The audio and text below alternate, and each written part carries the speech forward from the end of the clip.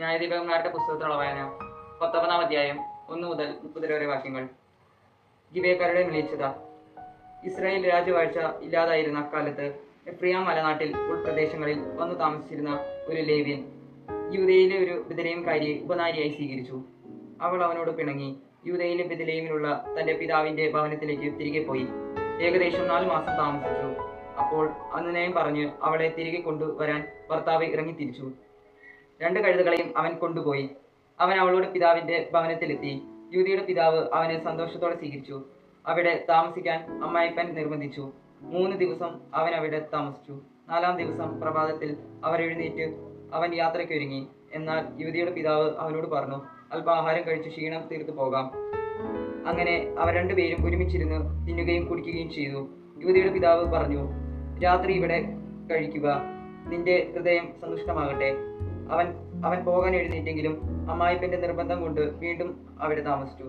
5-ാം ദിവസം അതിരാവിലെ പോകാൻ അവൻ തയ്യാറായി. അപ്പോഴും യുവതിയുടെ പിതാവ് പറഞ്ഞു, ഭക്ഷണം കഴിച്ച് ക്ഷീണം മാറ്റൂ. അങ്ങനെ അവർ ഒന്നിച്ചു ഭക്ഷണം കഴിച്ചു.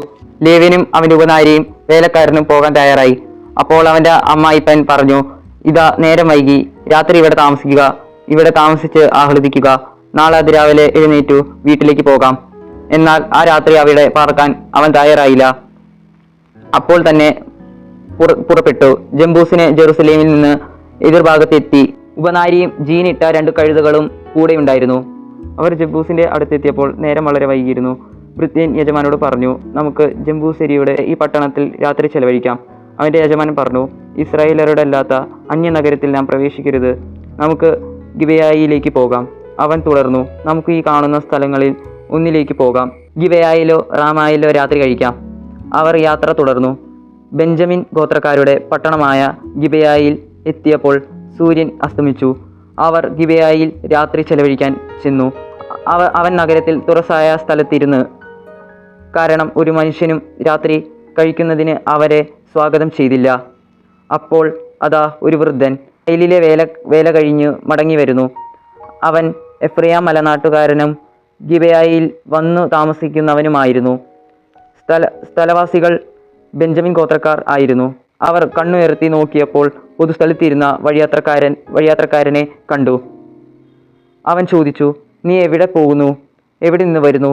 അവൻ പറഞ്ഞു, യൂദയിൽ ബെത്ലഹേമിൽ നിന്ന് എഫ്രയീം മലനാട്ടിലെ ഉൾപ്രദേശത്തേക്ക് പോവുകയാണ് ഞാൻ ആ ദേശക്കാരനാണ്. ഞാൻ യൂദയിലെ ബെത്ലഹേമിൽ പോയതാണ്. ഇപ്പോൾ എൻ്റെ വീട്ടിലേക്ക് മടങ്ങുന്നു. ആരും എനിക്ക് അഭയം തരുന്നില്ല. കഴുതകൾക്ക് വേണ്ട പുല്ലും വൈക്കോലും ഈ ദാസനും ദാസിക്കും ഈ ചെറുപ്പക്കാരനും വേണ്ട അപ്പവും വീനും ഞങ്ങളുടെ കൈവശമുണ്ട്. ഒന്നിനും കുറവില്ല. വൃദ്ധൻ പറഞ്ഞു, സമാധാനമായിരിക്കുക, വേണ്ടതൊക്കെ ഞാൻ ചെയ്തു തരാം. ഈ പൊതുസ്ഥലത്ത് രാത്രി കഴിക്കരുത്. വൃദ്ധൻ അവരെ വീട്ടിൽ കൊണ്ടുപോയി കഴുതകൾക്ക് തീറ്റ കൊടുത്തു. അവർ കാലു കഴുകി ഭക്ഷണപാനീയങ്ങൾ കഴിച്ചു. അങ്ങനെ അവർ സന്തുഷ്ട ചിന്തരായിരിക്കുമ്പോൾ നഗരത്തിൽ ചില ആഭാസന്മാർ വീട് വളഞ്ഞ് വാതിലിൽ ഇടിച്ചു. വീട്ടുടമസ്ഥനായ വൃദ്ധനോട് അവർ പറഞ്ഞു, നിന്റെ വീട്ടിൽ വന്നിരിക്കുന്ന ആ മനുഷ്യനെ പുറത്ത് കൊണ്ടുവരിക, ഞങ്ങൾ അവനുമായി രമിക്കട്ടെ. വീട്ടുടമസ്ഥൻ പുറത്തേക്ക് വന്ന് അവരോട് പറഞ്ഞു, സഹോദരന്മാരെ, നിങ്ങൾ ഈ തിന്മ ചെയ്യരുത്. ഈ മനുഷ്യൻ എൻ്റെ അതിഥിയാണല്ലോ. ഈ മ്ലേച്ഛ പ്രവൃത്തി നിങ്ങൾ ചെയ്യരുത്. എനിക്ക് കന്യകയായ ഒരു പുത്രിയും ഈ മനുഷ്യന് ഒരു ഉപനാരിയുമുണ്ട്. ഞാൻ അവരെ നിങ്ങൾക്ക് വിട്ടുതരാം. ഇഷ്ടം പോലെ അവരോട് പ്രവർത്തിച്ചു കൊള്ളുക.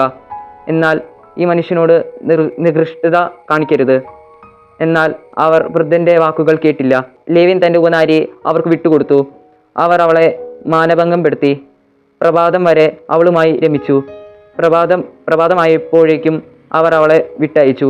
ആ സ്ത്രീ വന്ന് തൻ്റെ നാഥൻ കിടന്നിരുന്ന വീടിൻ്റെ വാതിൽക്കയിൽ തളർന്നു വീണു. വെളിച്ചം പരക്കുന്നത് വരെ അവൾ അവിടെ കിടന്നു. അവൻ രാവിലെ എഴുന്നേറ്റ് വാതിൽ തുറന്ന് യാത്ര തുടരാൻ പുറത്തേക്കിറങ്ങി. അപ്പോൾ ഉപനാരി കൈകൾ കട്ടിളപ്പടയിൽ വച്ച് വാതിൽക്കയിൽ കിടക്കുന്നത് കണ്ടു. അവൻ അവളോട് പറഞ്ഞു, എഴുന്നേൽക്കൂ, നമുക്ക് പോകാം. പക്ഷേ ഒരു മറുപടിയും ഉണ്ടായിരുന്നില്ല. അവൻ അവളെ എടുത്ത് കഴുതപ്പുറത്ത് വച്ച് സ്വന്തം വീട്ടിലേക്ക് പോയി. വീട്ടിലെത്തിയ ഉടനെ അവൻ ഒരു കത്തിയെടുത്ത് തൻ്റെ ഉപനാരിയെ അവയവങ്ങൾ ഛേദിച്ചു 12 കഷ്ണങ്ങളാക്കി ഇസ്രായേലിൽ എല്ലായിടത്തേക്കും കൊടുത്തയച്ചു.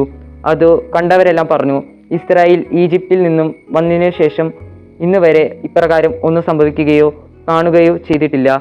ഇതേപ്പറ്റി ആലോചിച്ച് തീരുമാനിക്കുവിൻ. ന്യായാധിപന്മാർ 19-ാം അധ്യായത്തിലുള്ള ചോദ്യോത്തരങ്ങൾ. ഒന്നാമത്തെ ചോദ്യം: യഹൂദിയിലെ ബെത്ലഹേമിൽ നിന്ന് ഒരു വെപ്പാട്ടിയെ പരിഗ്രഹിച്ച ലേവ്യൻ പാർത്തിരുന്നത് എവിടെ? ഉത്തരം: എഫ്രൈം മലനാട്ടിൽ ഉൾപ്രദേശത്ത്. രണ്ടാം ചോദ്യം: ഗിബെയോന്യ ദേശക്കാർ ഏത് ഗോത്രക്കാരായിരുന്നു? ഉത്തരം: ബെന്യാമീൻ ഗോത്രക്കാർ. മൂന്നാം ചോദ്യം: ന്യായാധിപന്മാർ 19-ാം അധ്യായത്തിൽ എത്ര വാക്യങ്ങളാണ് ഉള്ളത്?